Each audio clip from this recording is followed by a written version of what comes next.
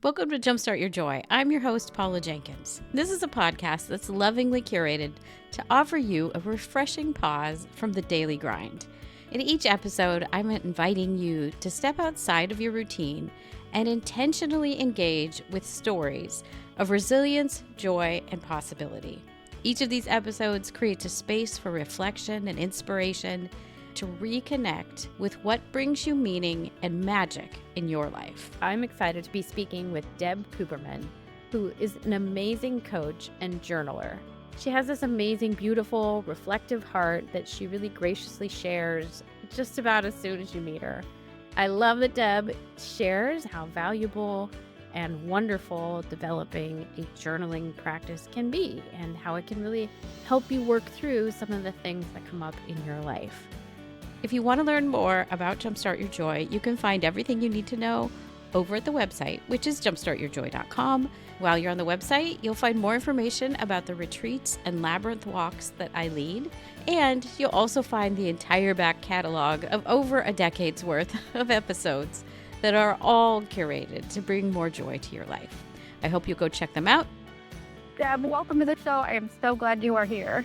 I'm so glad to be here. As you know, I'm a fan of your podcast, so I'm excited to be on it. I'm like, ooh, fun. Yay.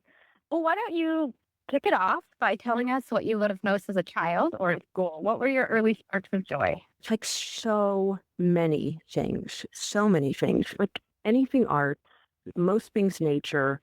You know, I love to sing, dance, or to make up stories, plays. I love music.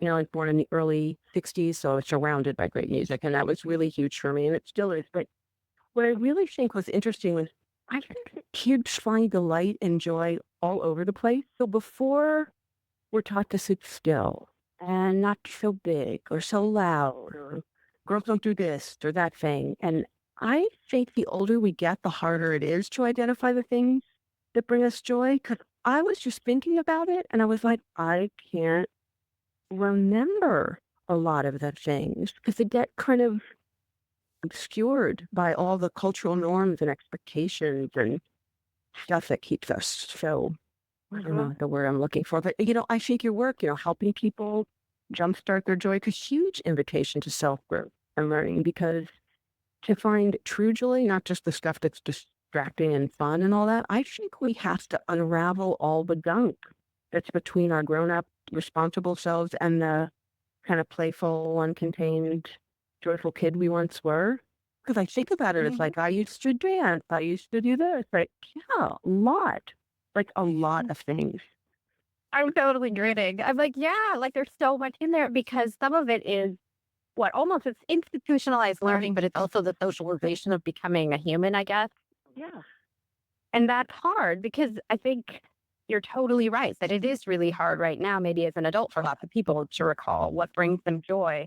But then even if they can remember it, it's the layering on of shoulds and norms and all of that. But then, well, sure, maybe painting or singing or dancing in the middle of the field is what would bring me joy. But boy, you know, I'm buttoned up now and I can't do that. So I think that's a really interesting way of looking at it. You know, to find out what you did, or see if you might not find the same things, like running through a field. It may not be, you know, bring the same kind of joy as it did when you were a kid, but some of those things do. Like I have glitter and sparklies and fairy lights and everything all over my house. Yes. I love that. I love that stuff. And, you know, I have them up all the time. And people are like, okay, that's a little weird. I'm like, yeah, well, I like it. Glitter eyeliner all the time. Yeah, so I mean, I think even on my Twitter page, I say something about like one of my favorite things is glittery shoes. Like, I think there's something really nice about just embracing what thing might make you happy in a day. And that, I mean, that's one of the things that like early on, I think it was episode 2, but Amy Avazadeh talks about sparkle every day. And she really means that from like this genuine space of do something that just brings you joy and brings you happiness every day. And I love, that's fairy lights or sparkle shoes, whatever you need. I think it's mindfulness in a different way too. Yeah, absolutely. So your more recent work is around helping people journal their way through life. Yeah. How did you get into this kind of work? Yeah, well, I've been journaling since I was a kid. I got my first journal right before I turned 12. I don't remember who gave it to me, whoever they are, I love them. And like, even though I'd never actually considered it, I don't remember asking for it as a birthday present or anything like that. But as soon as I got it, like I just took like a duck to where it was like, oh, I got stuff to say. What's really funny is there was a 5-year diary. It had 4 lines set aside for each of the 5 years. And I was like, are you kidding? 4 lines? I'm like, I could not imagine. I was like, how could anyone think that 4 lines would be enough space to write out thoughts? I was like, no.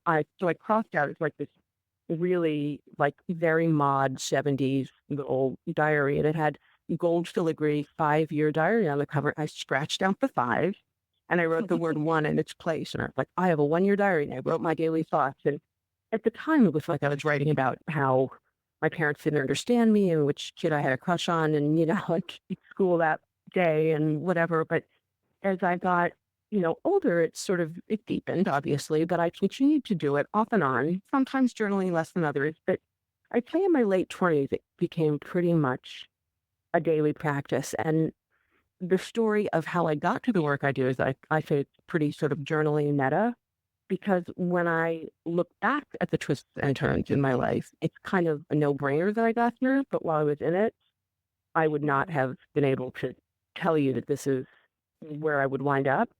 I mean, Right. Yeah. I fell into my early career. It was not a mindful choice at all. I loved the theater. I was a drama and humanities major at Kenyon College, a small liberal arts college in the middle of nowhere, Ohio. And for a while, I thought I might pursue acting.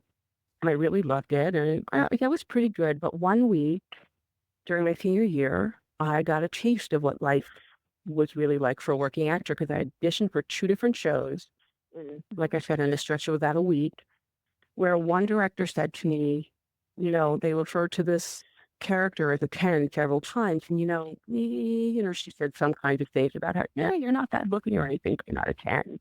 And so sorry. And then another director told me that I was way too pretty to play the other character. And I thought, this is going to be my life. That people are going to tell you, like, I'm the product. And if you look this way, you're that way, and you don't, or your voice sounds too, it doesn't work this way. I didn't have the self-esteem to withstand that kind of scrutiny. I just couldn't do it. So I went to the College Career Center, which at the time was kind of wimpy. It's way better now, and I'm so jealous of their kids. But I wound up talking to a woman who basically said, you're a good writer, and you're good with people. You'd be great in PR and advertising. And so there you go. There I went. Like when I got out of school, I looked for work in theater, PR, and marketing, because I liked theater. So I thought, well, at least I'll be doing something that's kind of fun, right? And I kind of zigged and zagged a bit, because the nonprofit professional theater people don't make a whole lot of money. So I took a job in direct marketing company as an in-house promotions person, and then ad agency, and I'd keep going back to theater. And after I landed my dream job at my dream theater, I was there close to a year. My husband at the time, his company offered him a position in Sydney, Australia, that was for anywhere from 3 to 5 years. And we really wanted to do it, but they were not making it available. They were not making it possible for me to get a work visa. So they were basically saying, she might be able to get it while she's there in time, but we can't get her one if you take the job. So depending on your perspective, fortunately or unfortunately, I couldn't work during this time I was there. So I took classes. I became sort of the semi-official Sydney tour guide for visiting dignitaries of the company. And it gave me a lot of time to journal and think about what I really wanted to be doing. Because when I got back to the States, I was thinking, well, am I going to go back to theater? There's not a lot of money in it. And I couldn't see myself, sort of my trajectory of where I could go. I didn't like the options. I didn't want to be a marketing director of theater. I didn't want to be a managing director of a theater. I didn't want to work for a commercial theater PR. And so I was like, what the hell am I going to do? Yeah. And so I started thinking, like, what's going to play to my strengths, and what won't I have to pretzel myself to do so I can be myself full out? And, so I came back and I freelanced a little. I worked for some nonprofit theater things as a freelancer, and I did the freelance writing. And then about a year and a half after that, my husband and I decided to split.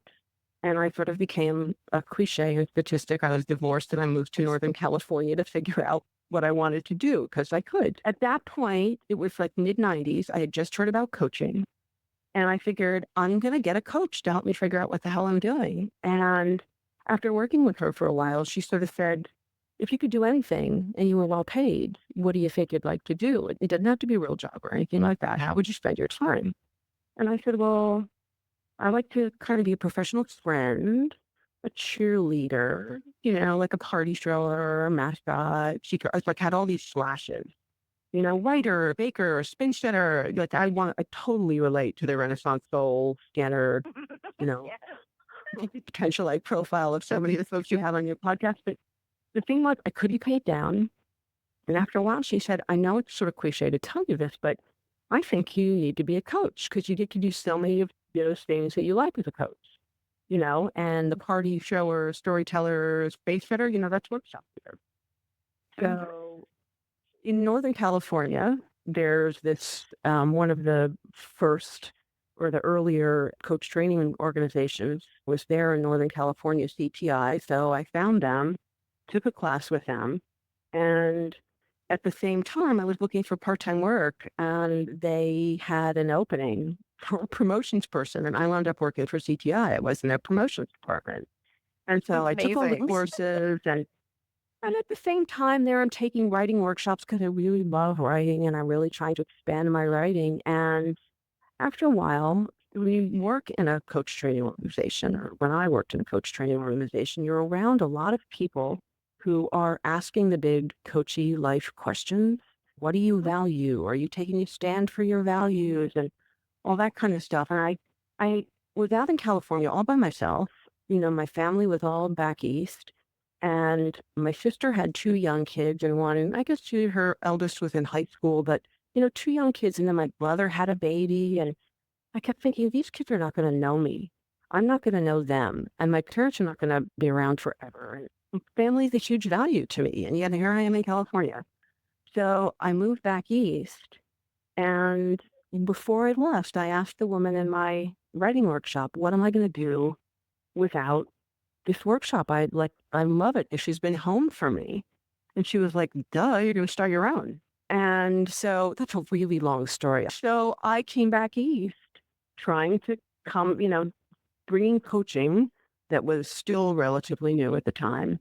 And I started doing the writing workshops, and I tried to make a go at coaching, but I had a really tough time making a living. So I went back and got a job. And I had that job for 8 years. I left that job about 2 years ago to start the business again. But in the meantime, on the side, I continued to do the writing and journaling workshops and do the occasional talk and that sort of thing. And then, when I started to think, well, I want to make this thing happen again, I want to give it another try, it was just kind of solidified that the work was not straight life coaching, although, that's kind of part of it. It's really helping people use their own journaling practice to almost self-coach. I mean, I don't think you can completely self-coach.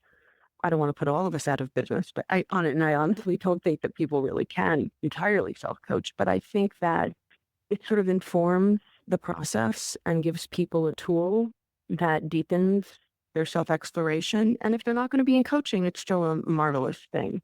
It helps with their therapy. It helps all those things. I love it because there's so much in there. I mean, both kind of the looking back of what you loved and how that's got such a very, I mean, we were talking about it, like it's got a very clear through line, but not something you would have, even at the time when you were saying, what is it that I want to do after realizing that advertising, which is so interesting because of course I've also done and still do marketing and advertising. It's coming out of that and saying, but what do I really want to do? And what is the creative dream that I want to follow? I love that a friend gave you the nudge of, well, of course you're going to start your own workshops. Yeah. I don't know. What was that like even? Was there a moment there where you're excited and terrified or? Yes, both. Because I kept thinking, well, because I didn't want to necessarily work with people who wanted to be published writers. I mean, that was the challenge in my business for a while. I had a lot of people coming to me saying, "Can you help me write my book?" And I'd edited a couple of books, and so I sort of was like, "Well, I guess I could do that too." And so I was not niched enough, that's the whole thing. But I was sort of helping people, but I didn't really want to help them write their book.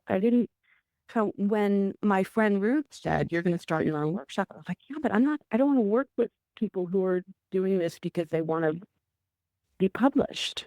Like, Right. I know that the work that I do can help them eventually one day be published if that's what they want, but it isn't going to directly help them write their novel or help them write their nonfiction book. It's the process that I do, not the product. Mm. Yes, I Yeah. love that. There's something really juicy about each of us as we're trying to find our own way to whatever that thing is that we're supposed to be, whatever. But like, I think there's something so interesting in there about like, you kind of know the trajectory. And there's all these kind of nudges towards things that maybe already exist, but that you and your heart could see these pieces that come together in a totally different and new way. But then I don't know, because I find it really hard as well. I mean, like, obviously I love the show so much and I really love doing my podcasting class. But again, it's like that's hard to market or hard for me to even come, to really distill down because it's so similar to what you're saying about I love the process of getting someone comfortable with like what does it mean to be vulnerable, both with yourself, but also like if you're actually on a podcast and a host, what does it mean to be vulnerable in front of other people? Like, I don't know, it sounds like there's a little synchronicity right there. Like what you do here with the podcast and sharing all these different people who are doing so many different things and having these processes that, when I listen to your podcast, I get inspiration hearing other people talk about pathways and where the challenges were and things like that and where you are and what you're talking about right now, this challenge of, I love doing the podcast. I like teaching the podcast class, that these things, bring you joy and they're really lovely, but we live in a world where you got to pay the rent. You have to take care of your world. You have to pay the doctor. And if you want the business, you have to pay, for the platforms and the this and the that and all that kind of stuff. So it's that balance of how do we bring what we love forth in the world? I think one of the things that you and I have both experienced, and even though we didn't really talk about this, I think having a day job and doing your work on the side is a perfectly legitimate way to do the business until that time that you feel that you can make a go of it. Yeah.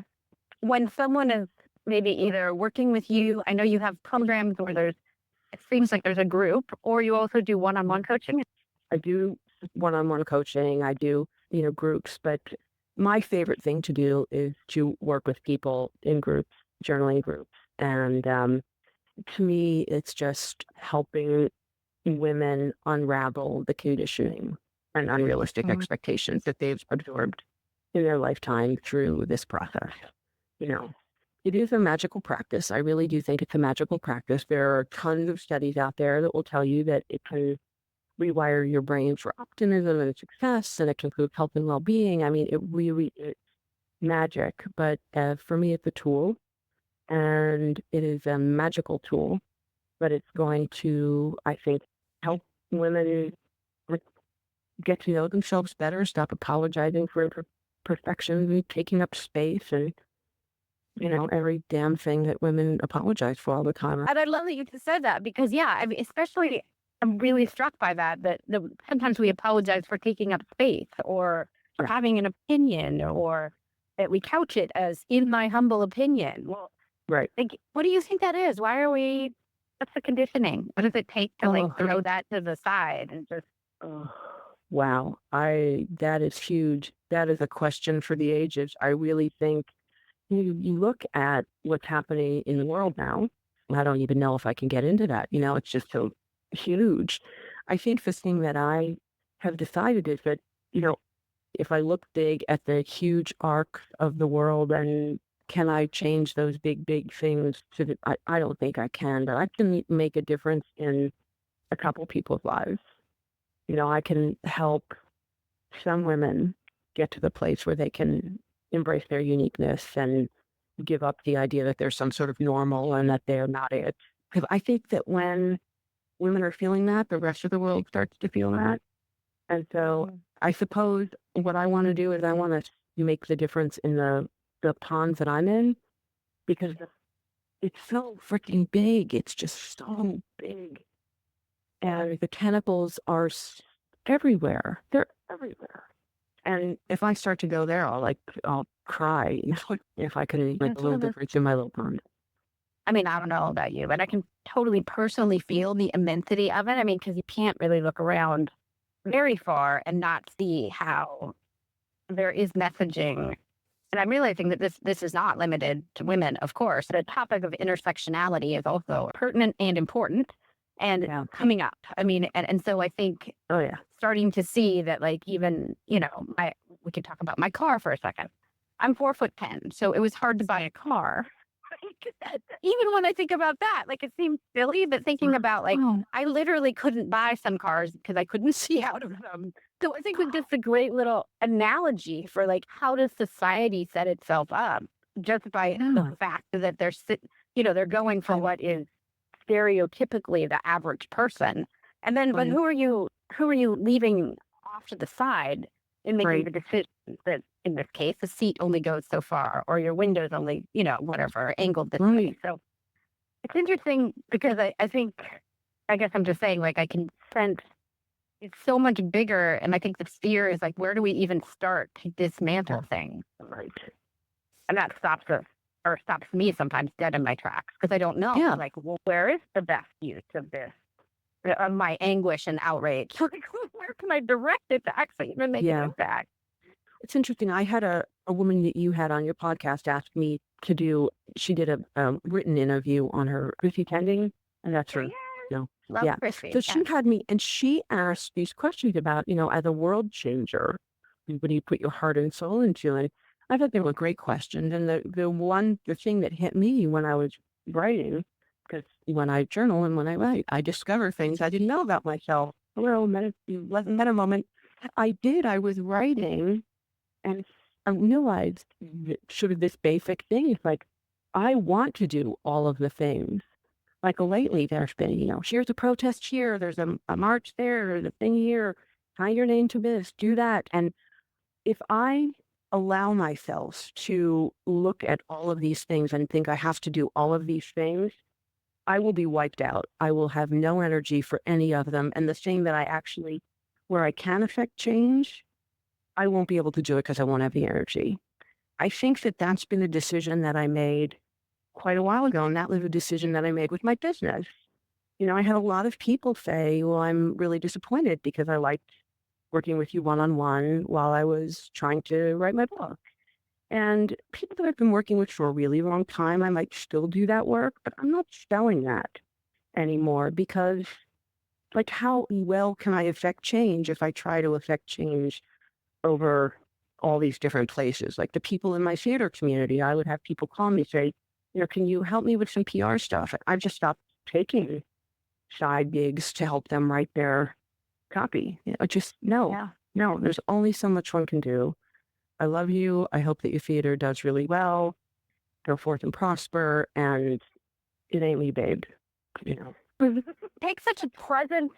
I love that you've explored that topic for yourself of, like, where am I don't know if this is quite it, but where am I of the most use to society, and what feels like it's most on purpose for me?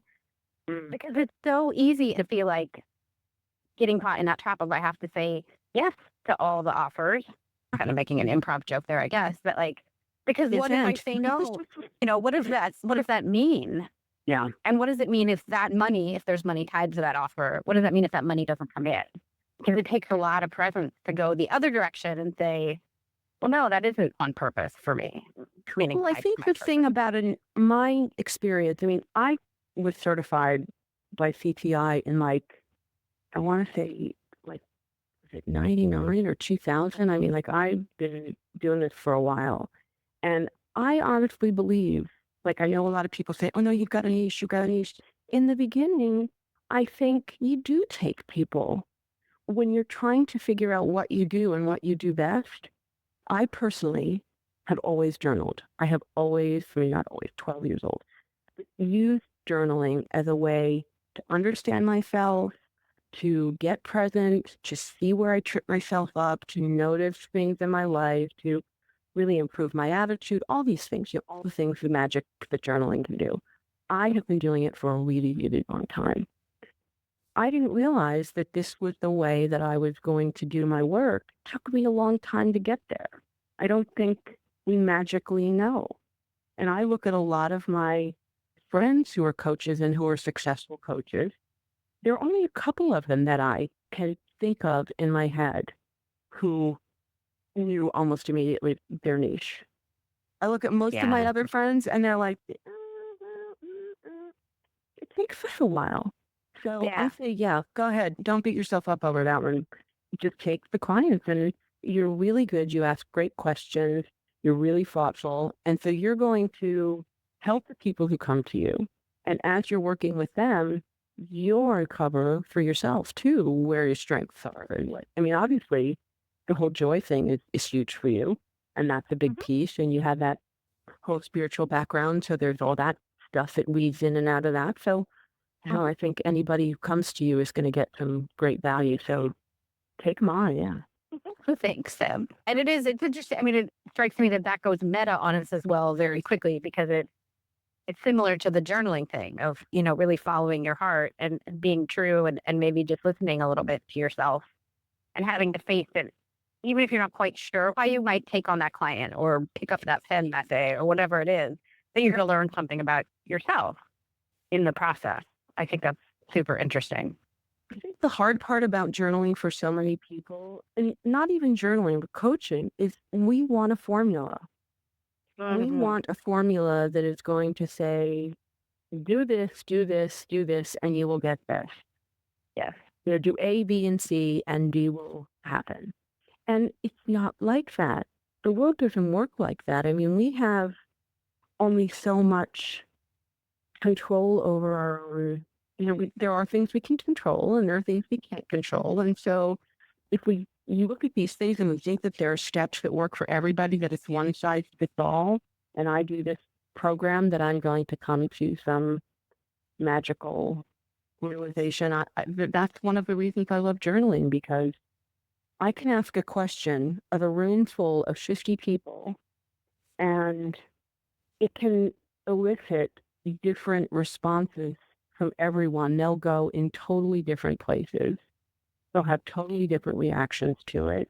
Some that will, it's just,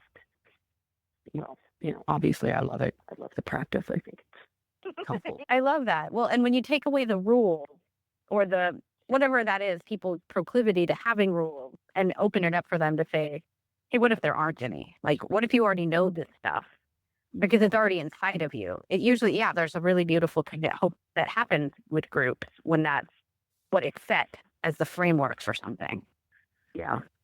Well, I think that's one of the reasons why a lot of people don't like to journal, because they are afraid of what they're going to discover when they start putting the words on the page.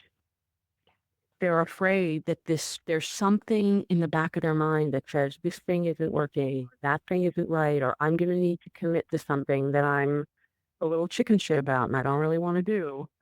And if I put it on the page, I'm not going to be able to escape it. And so I think it takes bravery sometimes to journal. But the thing that I know is that it doesn't have to happen like in an instant. Just because you write it down doesn't mean you have to do anything about it right now. Right. Sometimes the great thing about journaling is you get to practice. You get to talk about, oh my God, I'm terrified. I don't want to do that thing that I know I have to do. So I'm not going to do it right now. And I'm going to forgive myself. And 2 years later, maybe you come back and you look at that and you think, oh, okay, maybe next time I won't take so long, because that was painful. Yeah. But I really like that you've said that, because I think whatever that thing is that you're most scared of writing down or telling another person or sharing or whatever it is, I love that there's permission in that to just let it sit, let it be, and that you don't have to take action on it just because you put it down on paper or you said it out loud. Like, I mean, there's a lot of power in at least acknowledging it, because then it's out there and you can start to work with whatever it is. I know it gets hard to talk about that, and and so like this without a specific explanation or example. And I'm not asking for one, but like it's hard to start to put your arms around whatever is that dark piece of yourself or that scary piece of yourself. If somebody's kind of grappling with that, if they've written that thing down or they've started working through whatever that thing is, how do people get through it? I think they just keep, it sounds so terrible, I think, but they just have to keep going. It's hard. There's no magic bullet for change. And I think that's the thing about journaling. I mean, I love it. And like I keep saying, it's kind of magic, but it's a process. And if you are stuck on something and something's painful, I mean, if it's really painful, get help. Go see a coach or a therapist or talk to a good friend, because sometimes we write ourselves in circles. Yeah. But it's a place to try out your thoughts and to see what's in there, because a lot of times what happens is it's just rolling around in your head and you don't even really know what you're thinking. It's just all this shit that just keeps playing over and over and over. It's as individual as the person who's writing. I mean, I have all sorts of tools and tips and tricks and things like that, but it is going to become your own practice. It will become your own practice, and you will maybe do the things that I've taught, and you'll say, oh, that thing you Deb taught me was really terrific, and I'm going to keep on using that. Or it just suddenly becomes this thing that you do, like any practice. In the beginning when you do yoga or something like that, you think, God, okay, I have to move my hip this way and my arm that way. And then in the end, you're like, oh, that's the sun salutation. That's the tree pose. I know how to do that.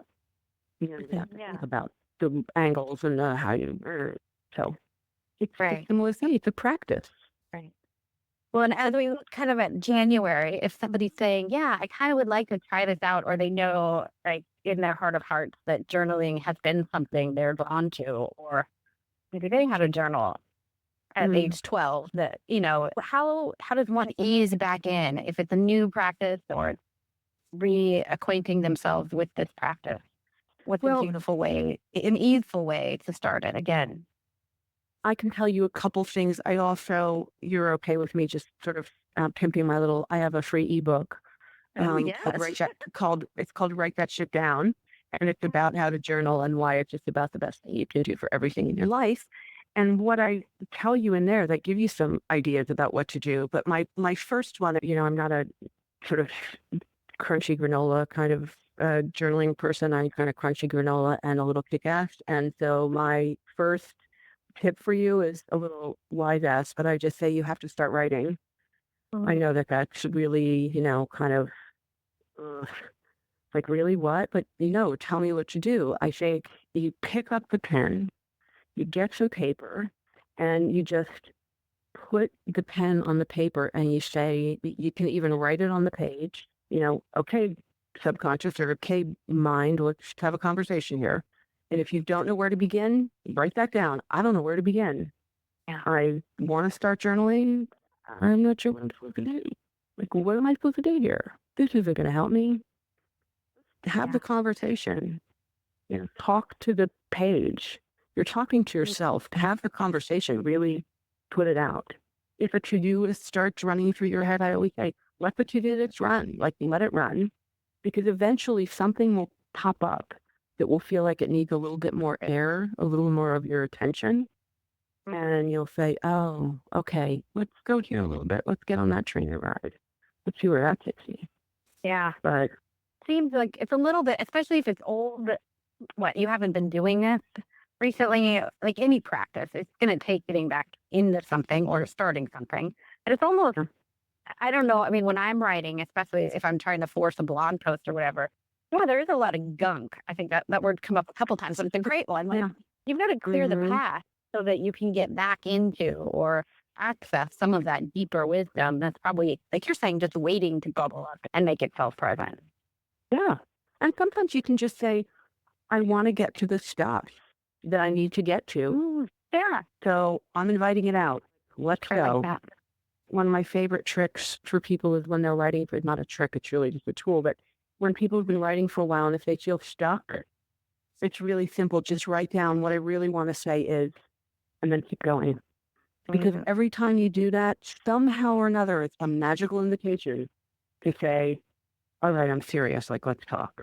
What I really want to say is, and you could just do that. You could start with what I really want to say is and write, and then give yourself a minute or two to write nothing down. What I really want to say is, and see where you go. It just keeps dropping you deeper and deeper into all this amazing self-knowing. Ooh, I love it. Yeah, that feels like it's just that really, I mean, awesome. Like, just giving me goosebumps. Like, this really cool idea and invitation to be like, okay, self, let's do this. Like, almost like game on. Like, let's just no, okay. And kind of like pointing it further and further down and giving it the space to say, like, no, there's something here and I want to know what it is. I feel like it's in some ways another thing that sometimes I do in coaching is like having a dialogue with the inner critic. And it almost feels like that same thing, like you're teasing out that little juicy tidbit that is maybe being elusive or you're having a hard time putting words to. I love it. Yeah. Oh, I have a whole thing. I have a whole blog post about having a conversation with your editor, because I think you start out and like whatever the editor is saying, like the editor says, well, you really shouldn't apply for that job. You don't have the skill. Yeah. And just write that down, because that's what your editor is saying. Or your inner critic saying, you don't have the skills for that job.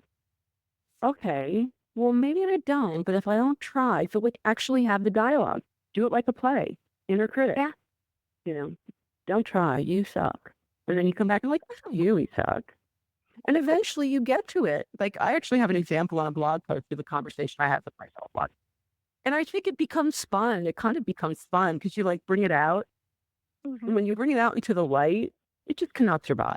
It can't survive because you just keep on saying, okay, I'm calling it out. So saying everything. Well, it's very similar along the same lines of, like you're saying, when you bring it out into the light, whether that's, I think there's something magical about writing it, obviously, but even if it is just a mental dialogue or something that, you can have with yourself and your inner critic, once the fear or the thing, whatever it is, gets called out, it's very hard for it to be as scary or as awful, if it's the inner critic, as you really feared that it was. Because it's more scary just not being unknown, I think. There's something like codifying and magical and reassuring, is it? I don't know, but that comes out of you knowing what the fear is. For me, the more you write, the more you get it down, the more you see the themes that run you. They may show up in different ways, but you'll see the things that stop you, the things that you don't, the blind spots that you have, the shit that you make up. And once you start, that's the thing that I find is that once people start journaling and really see the magic in it, it becomes addictive. Like carrying journals around everywhere and finding that you don't want to pick up your cell phone and scroll through Facebook. You actually want to take your little carry with you journal and jot down the stuff that you're noticing, and it just makes you more present to your own life, which I think is a pretty damn good way to be. Not always easy, but we're here. We might as well, that that old Mary Oliver poem, "What will you do with your one wild and precious life?" Yeah. So many people love that poem and quote it, and I see it on Pinterest all the time. And are they doing it? Are you dicking around? Are you just waiting to retire? Or are you, do it? Like, that's why people come to. That's probably, they're listening to your podcast. They want this stuff, right? So. Yeah. And then it's like, that poem is an invitation to dive in. That poem's not an invitation to pin and move on. Like, what do you do? It's a pin. What am I going to do with my one wild and precious life? I'm going to pin things. I love Pinterest. It is a dangerous, dangerous place. I love it. It's fun. But that's, I don't want to pin my one wild and precious life. I want to live it. I love that. Yeah. I want to figure out what it is that moves me and motivates me, and where is the joy, right? So, where is the joy? and following that through. So if somebody wanted to work with you, where can they find you and find out more Well, about journaling? oh, wow. They can find me on debcooperman.com. It's Cooperman. That's the main place that I would tell people if they're curious to come take a look. Cool. And I will link up to all of that in the show notes. And you said, is it a free e-course? Is Write That Shit Down? Write That Shit Down it's a free ebook. I will also link up to that. Thanks. Do you have anything else that you want to bring up before we get to the last couple of questions? Oh gosh. Other than the fact that this is just delightful and, like I said, I love your podcast. I've enjoyed it so much, and you're a great interviewer. You're really fun to interview it. So Thank you. There's something magic to me about being able to sit and be present with someone else for, if it's an hour or whatever, and just really delight in their story and who they are and the divinity that they bring to this planet. Like, you can, at least I see the spark in every single person. And there's a moment in every, or more than one, in every interview where I'm like, look at that. Like, that is amazing. So yeah. it's my absolute joy to be able to get to have the conversation. So thank you for being on the show. Yeah. I loved the whole idea of unraveling the gunk, just even from the top of our conversation. And so last and most joyfully, what are 3 ways that you can think of to jumpstart joy in your life, in the world, or in other people's lives? Gosh, I think journaling really helps. Honestly, there are studies, as I said before, there are studies that writing for 15 minutes a day or writing 3 things that you're grateful for every single day will improve your outlook, which will improve the quality of your life, which will then lead to more joy. So I'm all for that. There's a lot of stuff about the gratitude list that I think sort of ignores the fact that things might be crappy in your life and just like, oh, a honey crisp apple is so wonderful and my Ugg boots feel so good on my feet. Meanwhile, somebody in your life is really ill. But I think that the way that I do it is I just pick up on a moment where there's something great in my life and I just say, more of that, please. More of that, please. And I love that. I think that's helpful. And I just, good music. Good music.